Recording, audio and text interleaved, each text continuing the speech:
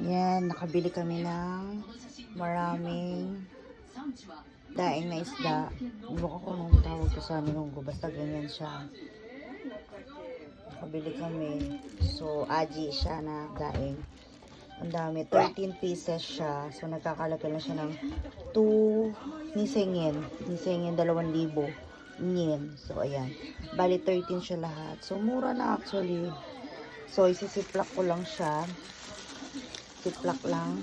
Palagay lang natin siya sa siplak. So, ipipreserve para syempre, kahit pa paano walang hindi na ako nag-iisip isa ng ulam namin. So, ayan, kahit prito, carry na. Tipid-tipid din pag may time. Salamat sa Diyos kasi nakakabili tayo ng ganyan. Kahit pang ulam na namin. Alam mo na, pag malaking pamilya. So, ayan. So, wais tayong mga mommy na rin.